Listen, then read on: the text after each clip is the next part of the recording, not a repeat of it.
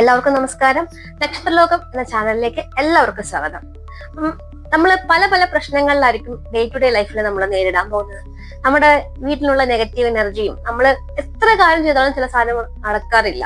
എന്തുകൊണ്ടായിരിക്കും നമ്മൾ പലപ്പോഴും ആലോചിക്കാറുണ്ട്. പക്ഷെ അതിന്റെ റെമഡി നമ്മുടെ വീട്ടിൽ തന്നെയുള്ള, നമ്മുടെ വീട്ടിൽ ഏറ്റവും കാണപ്പെടുന്ന പഞ്ചഭൂതങ്ങളിലെ ഏറ്റവും അമൂല്യമായിട്ടുള്ള ഒരു സാധനം വെച്ച് നമുക്ക് ചെയ്യാൻ പറ്റും എന്ന് പറഞ്ഞാൽ നിങ്ങൾ വിശ്വസിക്കോ? അപ്പൊ അത്തരത്തിലൊരു വീഡിയോ ആണ് കേട്ടോ നമുക്ക് വരാൻ പോകുന്നത്. അപ്പൊ നമ്മൾ പറയാൻ പോകുന്നത് നമ്മുടെ ജലം, ഏറ്റവും പ്രഷ്യസ് ആയിട്ടുള്ള, ഏറ്റവും നല്ല എന്താ പറയുന്ന, ഒരു ട്രാൻസ്പെറന്റ് ആയിട്ടുള്ള, നമ്മുടെ നെഗറ്റീവ് എനർജി നന്നായിട്ട് അബ്സോർബ് ചെയ്യാൻ പറ്റുന്ന ഒരു സാധനമാണ് നമ്മുടെ ജലം എന്ന് പറയുന്നത്. പഞ്ചഭൂതങ്ങളിലെ ഏറ്റവും പ്രധാനപ്പെട്ട ഒന്ന് ജലം. അപ്പൊ ആ ജലം വെച്ച് നമ്മുടെ വീട്ടിലുള്ള അല്ലെങ്കിൽ നെഗറ്റീവ് നമ്മുടെ ആഗ്രഹങ്ങൾ സാധിക്കും എന്ന് പറഞ്ഞാൽ അപ്പൊ നമുക്ക് എന്താ നോക്കാം. അപ്പൊ നമ്മുടെ എല്ലാവരുടെ വീട്ടിലും വാട്ടർ ഉണ്ടാവും. നമുക്ക് ഒരു ഗ്ലാസ് വെള്ളം കൊണ്ട് നമ്മുടെ എല്ലാ പ്രശ്നങ്ങളെയും അല്ലെങ്കിൽ നമ്മുടെ ഒരു ആഗ്രഹത്തെ എങ്ങനെ സബലീകരിക്കാം എന്നാണ് ഇന്നത്തെ വീഡിയോയിൽ പറയുന്നത്. അപ്പൊ എല്ലാവരും ശ്രദ്ധിച്ച് കേൾക്കണം, എല്ലാവരും ചെയ്തു നോക്കണം. എന്ന റിസൾട്ട് തന്നെ കമന്റിലൂടെ അറിയിക്കുകയും ചെയ്യണം കേട്ടോ. അപ്പം നമ്മുടെ വീട്ടിൽ നമ്മൾ എന്ത് ചെയ്തിട്ടും നമുക്ക് ഒരു സമാധാനം കിട്ടുന്നില്ല, എത്ര പ്രശ്നങ്ങൾ എന്നിട്ടും മാറുന്നില്ല. നമ്മൾ എന്തെങ്കിലും കഠിനമായിട്ട് പ്രയത്നിച്ചാലും നമ്മളെ പിറകിലേറ്റൊഴിക്കുന്നു, സമാധാനം ഇല്ല, ഉറക്കമില്ല.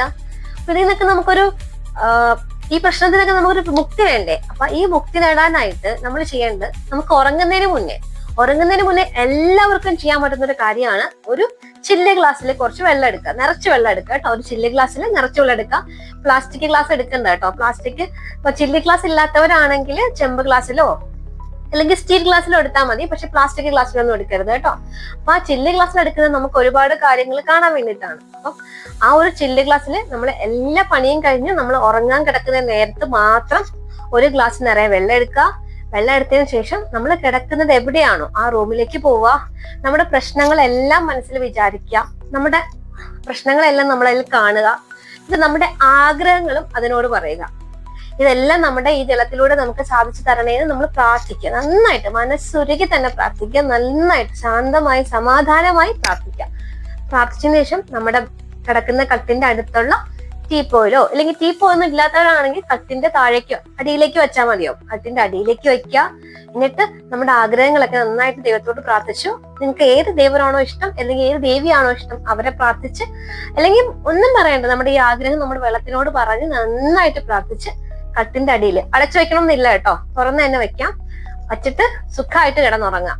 നമ്മുടെ ഉപബോധ മനസ്സ് എപ്പോഴും ഉണർന്നിരിക്കും. അതാണ് നമ്മുടെ ഉള്ളിലെ നെഗറ്റീവ് എനർജി, നമ്മുടെ ചുറ്റുമുള്ള നെഗറ്റീവ് എനർജി ആകർഷിച്ച് നമ്മുടെ ഉള്ളിലേക്കൊക്കെ കൊണ്ടുവരുന്നത്. അപ്പം നമ്മുടെ ഉപബോധ മനസ്സിലേക്ക് അതിനെ കൺട്രോൾ ചെയ്യാൻ അല്ലെങ്കിൽ അതിനോട് പറയാൻ വേണ്ടിയിട്ടാണ് നമ്മൾ ഈ ജലം ഇങ്ങനെ എടുത്തു വെക്കുന്നത്.